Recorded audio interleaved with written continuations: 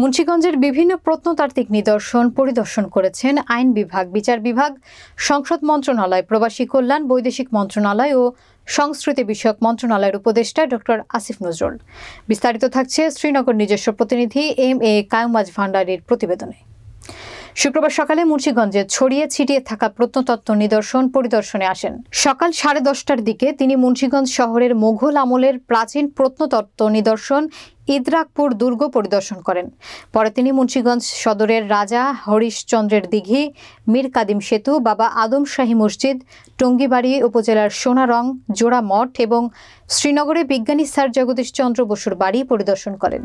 এ সময় তিনি বলেন, প্রত্নতত্ত্ব সম্পদের উপর এখন নজর দেওয়ার সময় এসেছে। সারা দেশের প্রত্নতত্ত্ব নিদর্শনগুলোর সরেজমিন দেখে কী ধরনের সংরক্ষণের প্রয়োজন রয়েছে তা পর্যবেক্ষণ করে একটি নীতিমালা প্রণয়ন করা হবে।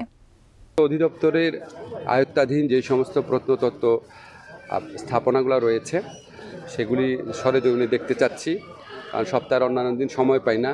আর শুক্রবার দিন আমি ঠিক করেছি বিভিন্ন প্রত্নতত্ত্ব যে নিদর্শনগুলো রয়েছে সারা বাংলাদেশে ছড়ানো, এবং এটা এত রিচ বাংলাদেশি সব ব্যাপারে, যেমন এখানে ইদ্রাকপুর কেল্লা রয়েছে, নারায়ণগঞ্জে রয়েছে এ ধরনের 2টা কেল্লা।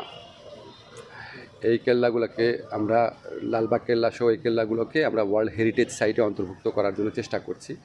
তো আমার মনে হয়েছে এই ব্যাপারে আমাদের নজর দেওয়ার সময় এসেছে।